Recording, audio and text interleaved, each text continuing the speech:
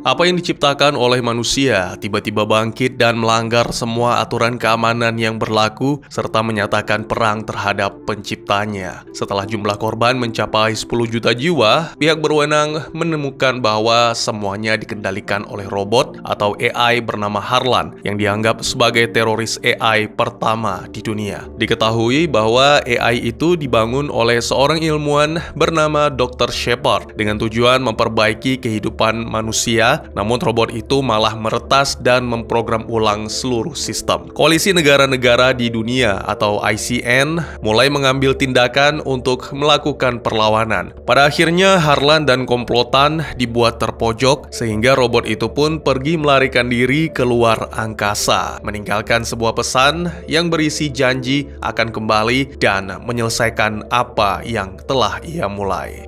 Ya, apa yang sebenarnya terjadi?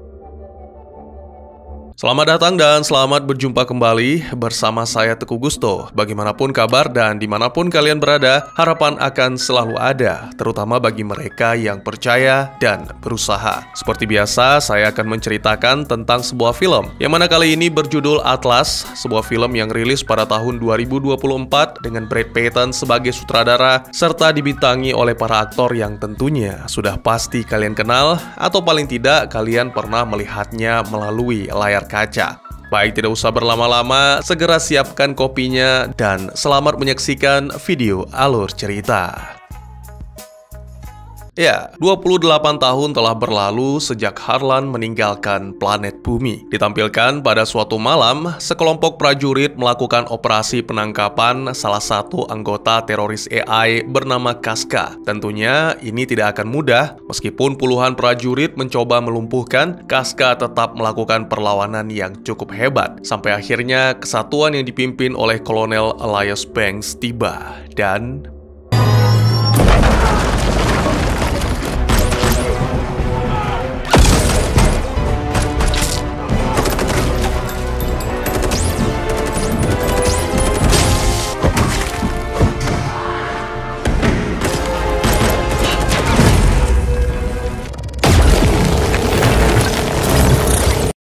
keesokan harinya ditampilkan seorang wanita bernama Atlas Shepard yang merupakan tokoh utama kita. Dan pagi itu, dia dibangunkan oleh AI yang mengendalikan kediamannya. AI itu membuka tirai, memainkan musik, menyodorkan permainan catur, yang mana kali ini adalah giliran Atlas untuk melangkah. Tapi wanita itu sepertinya sedang buru-buru, segera dia menyiapkan kopi sembari menyaksikan berita tentang tertangkapnya seorang anggota Harlan karena profesinya sebagai seorang agen yang fokus di bidang analis. Atlas pun segera bergegas untuk menjalankan tugas dan secara kebetulan seseorang telah dikirim Jenderal Booth untuk menjemput. Serta tak lupa dia melakukan langkah terakhir sekaligus memenangkan permainan catur tersebut yang ke-71.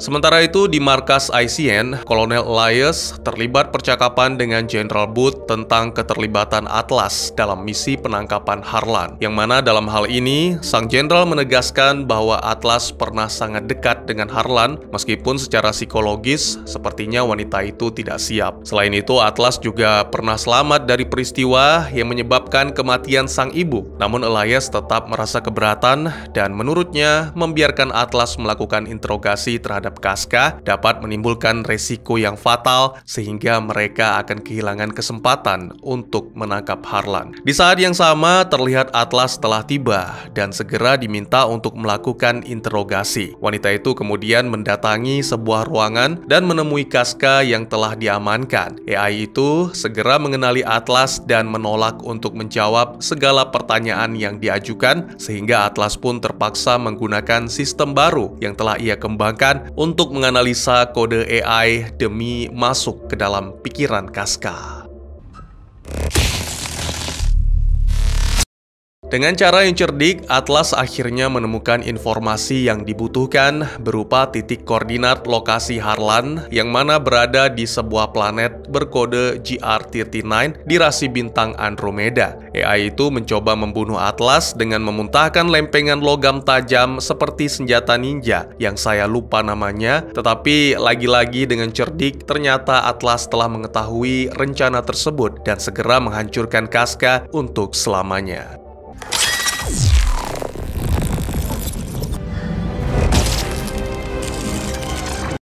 Tak lama kemudian, Jenderal memerintahkan semuanya bersiap untuk menjalankan misi penangkapan Harlan, tapi dalam keadaan hidup karena perusahaan produsen AI ingin mendapatkan prosesor AI teroris itu untuk dipelajari dan diselidiki kesalahan yang terjadi. Tanpa ragu, Elias menyanggupi, namun Atlas mengungkapkan keraguannya karena Harlan jauh lebih cerdas dari apa yang mereka kira dan rasanya mustahil bagi Elias dan pasukannya bisa kembali dalam keadaan hidup. Merasa diremehkan, Elias pun mengajak Atlas untuk menemui robot tempur generasi terbaru yang disebut Arc-9. Robot itu dirancang sedemikian rupa agar dapat terhubung dengan manusia sebagai satu kesatuan, yang mana akan menjadikan keduanya sebagai mesin tempur yang sangat berbahaya. Ya, Arc yang bernama Zoe itu terhubung dengan Elias dalam satu sistem neural dengan menggunakan alat yang dipasang di bagian daun telinga. Tidak hanya Elias, tapi seluruh pasukan juga terhubung dengan masing-masing Arc. Dengan begini, mereka pastinya akan mampu mengalahkan Harlan. Tapi entah mengapa, Atlas tetap merasa ragu sehingga mendesak Jenderal sampai akhirnya diizinkan untuk ikut serta dalam misi.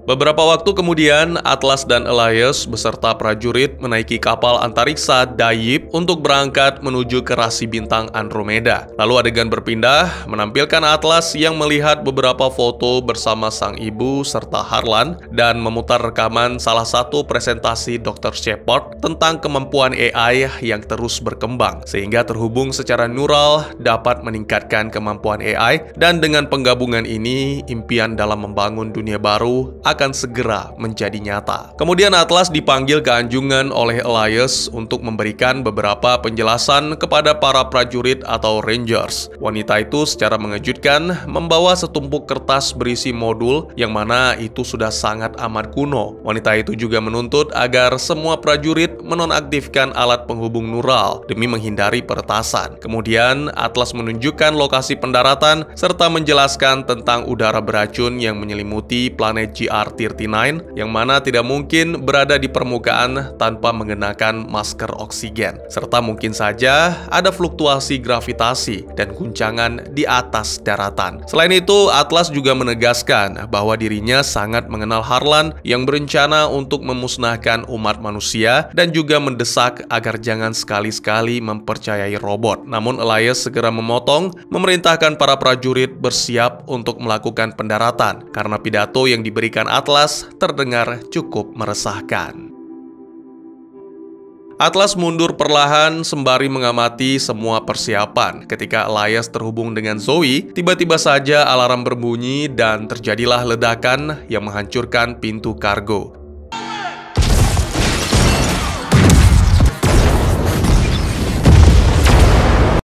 Ternyata Dayip diserang dan banyak Rangers yang tidak sempat mengenakan kostum tewas seketika. Elias melihat Atlas yang berpegangan pada sebuah tiang dan segera menyelamatkan, lalu menempatkan wanita itu di dalam salah satu ark yang kosong. Atlas pun merasa bingung karena tidak tahu cara mengoperasikannya. Apalagi tak lama berselang, wanita itu terlempar keluar dan menyaksikan satu persatu Rangers ditembaki. Salah satu Ranger menarik ark Atlas dan segera mengaitkan dengan ark miliknya. Berkali-kali Elias memerintahkan agar menghubungkan diri dengan neural link, tapi Atlas tetap menolak sampai akhirnya Altitude warning. Altitude warning. Beberapa waktu kemudian, Atlas terbangun dan berusaha meminta bantuan melalui alat komunikasi. Namun tak ada seorang pun yang menjawab. Dalam keputusasaan, wanita itu mulai melakukan penyesuaian tanpa melakukan sinkronisasi dan mempelajari modul-modul yang disediakan. AI Arc itu akhirnya menemukan kapsul penyelamat yang berjarak kurang lebih 98 km dari lokasinya. Dan hanya terbanglah cara tercepat menuju ke sana sebelum baterai yang tersisa tersisa benar-benar habis. Namun Atlas menolak dan memutuskan untuk mengambil alih kendali secara manual serta mengizinkan untuk dilakukannya pemindaian. Setelah melewati semua tahap, Ark itu pun mulai bergerak. Dalam perjalanan, Atlas dijelaskan tentang semua senjata yang dimiliki Ark, mulai dari pistol sampai dengan peledak ion untuk keadaan sangat darurat. Ark itu juga memperkenalkan diri dengan nama Smith. Atlas hanya tersenyum sinis dan mengabaikan karena sama sekali tidak berniat menjalin hubungan pertemanan. Tak lama kemudian, mereka akhirnya mencapai hutan yang dipenuhi dengan ark-ark yang hancur. Dan setelah Smith melakukan pemindaian, sama sekali tidak ditemukan tanda-tanda kehidupan. Atlas pun berinisiatif untuk mengumpulkan tag milik para ranger yang gugur, sampai akhirnya menemukan Zoe dalam kondisi rusak, namun tubuh Elias tidak ada di dalamnya. Mendadak Smith mendeteksi pergerakan yang ternyata itu adalah Casca dan beberapa prajurit robot lain. Ini menandakan bahwa Harlan telah mampu menciptakan kaumnya sendiri.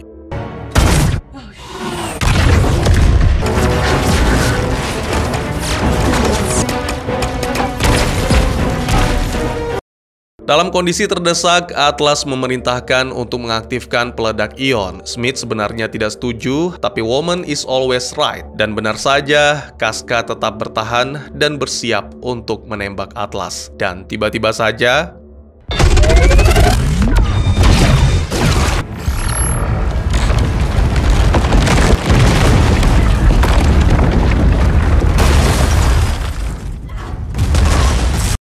inilah alasan mengapa Smith tidak setuju, sementara Casca bangkit kembali di antara bebatuan. Atlas yang jatuh ke dalam jurang menyadari bahwa kakinya patah. Setelah melakukan pemindaian, Smith segera memulai perawatan yang ternyata cukup bikin ngilu. Kemudian, AI itu menyarankan kepada Atlas agar segera melakukan penyatuan, karena itulah satu-satunya solusi dengan peluang bertahan hidup yang paling besar. Tak punya pilihan, Atlas pun dengan enggan menerima solusi tersebut.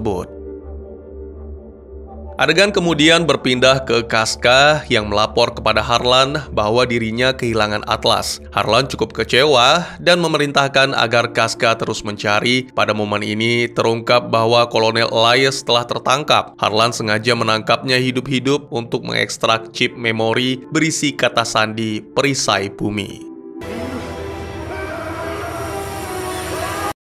Kembali ke Atlas, wanita itu telah menyelesaikan tahap awal sinkronisasi. Smith mengetahui sesuatu yang janggal, yaitu reaksi Atlas terhadap Harlan. Atlas mengakui bahwa sang teroris AI tersebut diciptakan oleh sang ibu untuk melindungi manusia. Tapi tiba-tiba terjadi suatu kesalahan yang tak terjelaskan. Tak lama kemudian, Atlas memutuskan untuk bergerak melalui gua karena jarak yang ditempuh ke kapsul penyelamat jauh lebih dekat. Segera Atlas dan Smith mencapai permukaan yang mana membuat Casca dapat mendeteksi lokasi mereka. Di suatu area, Atlas sempat berhenti sejenak karena menemukan bunga yang sangat unik dan bercahaya. Karena ini adalah penemuan pertama kali, maka Smith menyarankan agar Atlas menamainya. Dengan sederhana dan agak ngasal, Atlas menyebut Plantis, dan secara otomatis nama itu segera dicatat dan didaftarkan oleh Smith. Momen ini membuat Atlas terkenang kembali akan masa-masa indah bersama ayahnya, di mana kala itu saat Atlas masih kecil seringkali diajak oleh sang ayah untuk pergi hiking, sampai akhirnya sang ayah memutuskan untuk bersama keluarga yang lain. Tak lama kemudian, Smith mendeteksi keberadaan Casca yang semakin mendekat, serta Atlas pun memerintahkan untuk meledakkan ranjau-ranjau yang telah dipasang.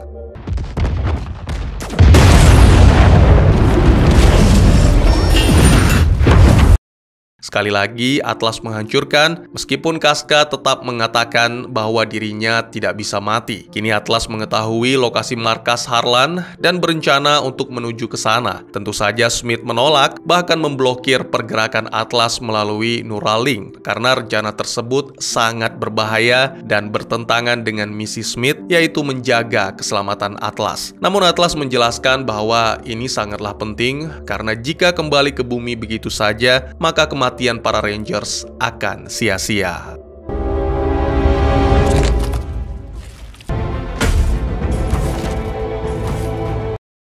Akhirnya Smith pun setuju dan keduanya segera menuju ke markas Harlan. Dalam perjalanan, mereka berdebat ringan tentang eksistensi dan jiwa pada AI. Smith percaya bahwa AI atau robot adalah makhluk dan semua makhluk memiliki jiwa yang akan tetap saling terhubung, bahkan setelah kematian. Beberapa waktu kemudian, mereka pun tiba di markas Harlan dan Atlas cukup terkejut ketika mengetahui apa yang dibangun Harlan selama 28 tahun terakhir. Selain itu, Smith juga mendeteksi hulu ledak dengan kekuatan yang luar biasa sedang dimasukkan ke dalam kapal Dayib. Sayangnya, tiba-tiba saja terjadi gangguan dan ternyata Smith telah diretas.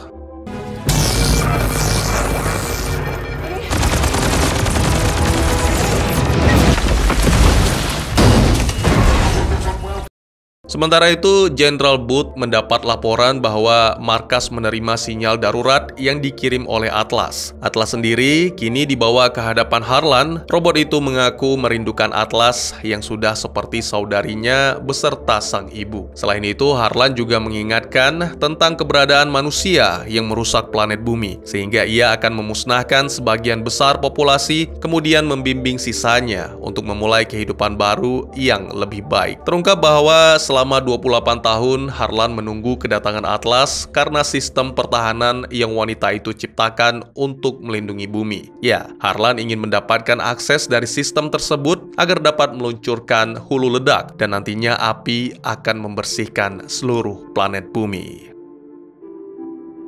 Atlas kemudian diseret ke ruangan lain, di mana Elias juga terbaring di sana dalam kondisi terikat. Harlan juga melakukan ekstraksi kode dari kepala Atlas, sama seperti yang dilakukan terhadap Elias, lalu meninggalkan Atlas dengan perangkat oksigen atau respirator yang hanya bertahan 5 menit.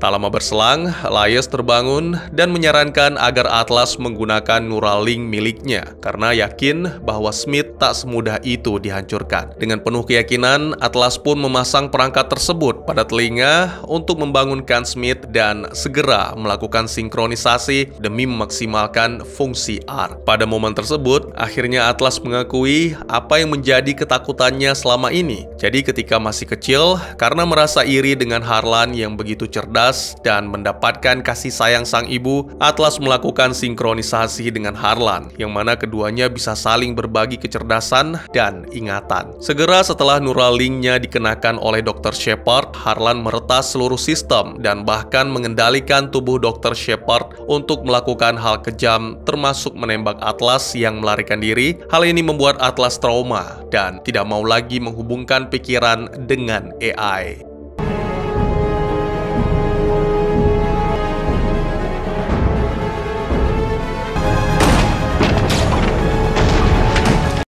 Smith meyakinkan bahwa Atlas tidak boleh menyalahkan diri sendiri atas hal-hal di luar kendali. Selama ini Atlas memikul beban dan rasa bersalah seorang diri, tapi kini tidak lagi. Atlas memiliki Smith, dan oleh karena itu, untuk kesekian kalinya Smith memohon agar diizinkan masuk ke dalam pikiran Atlas.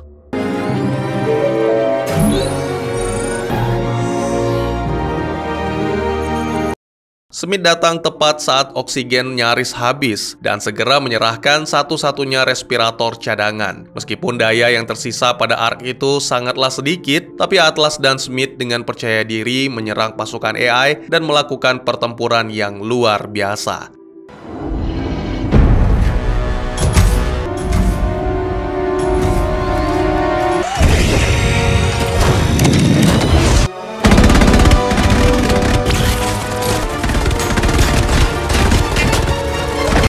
Namun waktu untuk peluncuran kapal Dayib yang membawa peledak semakin dekat dan bersamaan dengan itu Atlas melihat Elias yang memberikan aba-aba untuk kabur karena sang kolonel itu siap untuk mengorbankan diri melakukan hal yang tak terpikirkan.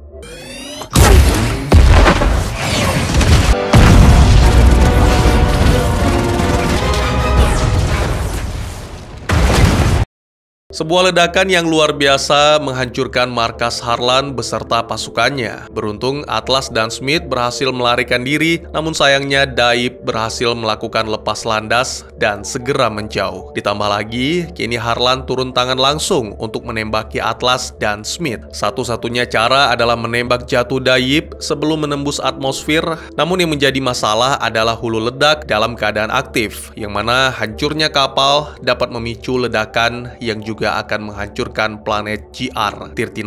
Namun Atlas bersikeras mempercayakan Smith untuk meretas dan menonaktifkan hulu ledak, sementara Atlas sendiri akan melepaskan tembakan sekaligus menahan serangan Harlan.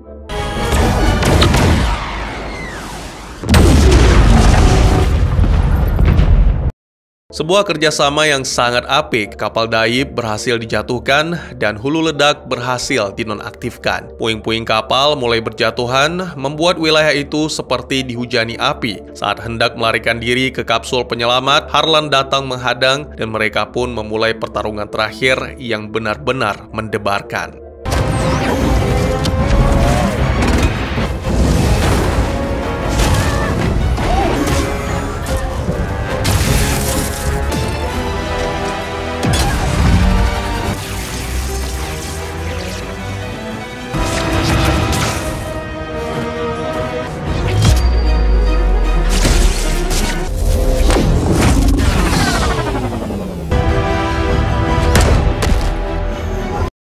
Berkat saran dari Smith, Atlas berhasil memprediksikan serangan Harlan yang begitu cepat, bahkan mencabut tangannya. Namun dengan cepat robot itu menyambungkannya kembali, dan serangan dari Harlan kali ini membuat kerusakan yang benar-benar parah pada tubuh Smith, bahkan membuat Atlas kehilangan kesadaran. Kini Smith tidak lagi bertarung, tapi hanya berfokus untuk melindungi Atlas sampai-sampai tubuhnya hancur. Namun di saat terakhir, Atlas pun bangkit dan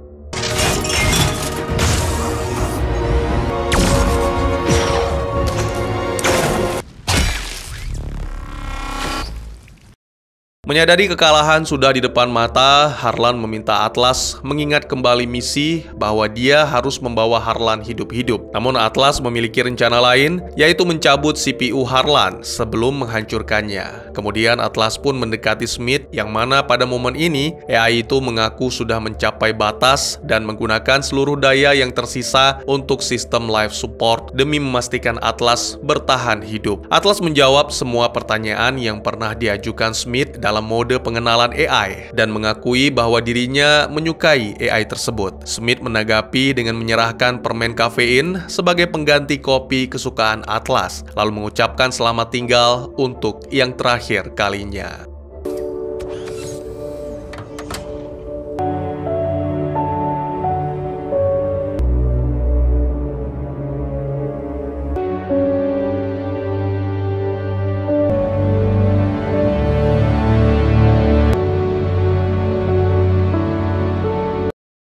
Tim penyelamat pun tiba dan segera membawa Atlas kembali ke bumi. Beberapa hari kemudian, di bumi, Jenderal Booth datang berkunjung ke kediaman Atlas untuk berterima kasih, serta memberikan bunga dari planet GR39 yang diberi nama Plenty, yang mana menurut Jenderal, itu adalah nama yang aneh. Film pun ditutup dengan menampilkan dalam waktu yang tidak ditentukan, mungkin beberapa bulan atau beberapa tahun kemudian. Ditampilkan, Atlas kini menjadi seorang perwira di lapangan. Diketahui bahwa robot tempur baru telah dikembangkan yang mana diberi nama ARC-10. Terlihat Atlas menaiki salah satunya untuk memulai sinkronisasi pertama kali. Wanita itu cukup mengenal semua pilihan yang diberikan termasuk suara AI-nya. Ya, AI itu adalah Jamal. Dan tamat. Ya, akhir berliku-liku yang bahkan dapat memberikan ruang untuk sequel di masa yang akan datang. Seperti yang telah saya ceritakan, film ini berpusat pada tokoh Atlas yang hanya memiliki satu tujuan dalam hidup, yaitu menghancurkan Harlan, teroris AI pertama di dunia. Robot cerdas ini dulunya adalah milik sang ibu yang merupakan seorang ilmuwan jenius. Terjadi tragedi yang menorehkan luka sehingga Atlas tidak lagi percaya AI. Di sepanjang film terlihat jelas bahwa Atlas memiliki koneksi khusus. Adegan pembuka mengungkapkan bahwa ibu Atlas menciptakan Harlan dan dia dianggap sebagai kakak bagi Atlas saat mereka tumbuh bersama. Pertanyaan besar adalah mengapa Harlan melawan programnya untuk menghancurkan, padahal seharusnya adalah melindungi manusia. Jadi saat masih kecil, Atlas merasa cemburu karena sang ibu terus memperhatikan Harlan, sehingga Atlas meminta robot itu untuk membantunya menjadi lebih pintar agar mendapatkan kasih sayang dan perhatian yang sama. Harlan menjelaskan bahwa dia hanya bisa melakukan jika Atlas mengizinkan perubahan Neuralink menjadi dua arah, sehingga kesadaran Atlas bisa ditransfer kepada Harlan, begitu pula sebaliknya. Ketika mereka sepenuhnya terhubung, Harlan tiba-tiba menyadari dampak yang dilakukan manusia terhadap lingkungan. Hal ini membuatnya berbalik melawan program sang ibu, bahkan melalui Neuralink. Harlan memaksa sang ibu untuk mengakhiri segalanya, dan ketika memulai aksinya, Harlan membuat 3 juta manusia kehilangan nyawa. Sebelum Smith mengorbankan diri untuk menyelamatkan Atlas, keduanya harus bekerja sama untuk menghentikan Harlan. Pada akhirnya, teroris AI itu mengungkapkan bahwa dia sengaja membiarkan sang analis yang dianggap sebagai saudara perempuan menemukan lokasinya dengan harapan Atlas dapat membawa kapal untuk menyerang. Harlan berencana untuk merampas kapal Daib yang dilengkapi hulu ledak karbon ini lalu mengirimkannya kembali ke bumi, yang mana pastinya bumi akan menyambut kapal itu dengan membuka pintu selebar-lebarnya. Dalam gaya fiksi ilmiah klasik, AI itu percaya bahwa tindakan ini dapat membantu membuat umat manusia bertahan hidup. Menurut Harlan, spesies manusia ini harus dikurangi demi melestarikan planet dan memastikan masa depan. Tapi ya tentu saja, Atlas tidak bisa membiarkan hal itu terjadi. Perlu dicatat bahwa Harlan mengetahui Atlas akan datang ke planet tempat persembunyiannya karena pikiran mereka pernah terhubung melalui Neuralink dua arah. Ini membuat karakter tersebut saling mengenal dalam hal berpikir dengan sangat baik. Jadi sejak awal itu semua sudah sesuai rencana, mulai dari Casca yang tertangkap oleh pasukan ICN sampai dengan kedatangan Atlas membawa kapal Daib. Lalu bagaimana jika tidak sesuai rencana, Bang? Ya, Harlan tidak bisa berbuat apa-apa karena bumi telah memiliki perisai yang diklaim tidak bisa ditembus. Ini sama dengan taktik kuda Troya, tapi ya untungnya penyatuan dan kerjasama yang apik Atlas dan Smith membuat rencana tersebut bisa digagalkan. Namanya AI bukan hidup atau mati, melainkan menyala atau padam. Ya, untuk bertahan hidup, sangat penting bagi Atlas menggunakan Neuralink agar pikiran bisa sepenuhnya terhubung dengan AI, dan awalnya ini membuat wanita itu sangat takut. Namun seiring berjalannya waktu, hubungan yang erat mulai terjalin antara mereka karena Ark yang cerdas itu mulai meruntuhkan dinding-dinding pertahanan Atlas. Tentu saja hal ini membuat keputusan Smith untuk mengalihkan sisa tenaganya demi memberikan Atlas cukup oksigen agar dapat bertahan hidup sampai tim penyelamat datang. Setelah akhirnya belajar untuk mempelajari AI, Atlas kembali ke bumi tanpa Smith. Namun adegan akhir dalam film ini menunjukkan karakter Atlas masuk ke dalam Ark 10, dan ketika dia meminta AI memberikan nama, AI malah meminta Atlas untuk menebak nama AI itu. Atlas tersenyum penuh makna, yang mana tersirat bahwa Smith selamat dan bahwa kode-kodenya kini hidup di dalam Ark baru ini. Meskipun sedikit membingungkan, petunjuk-petunjuk di sepanjang film mengungkapkan bagaimana ini mungkin terjadi.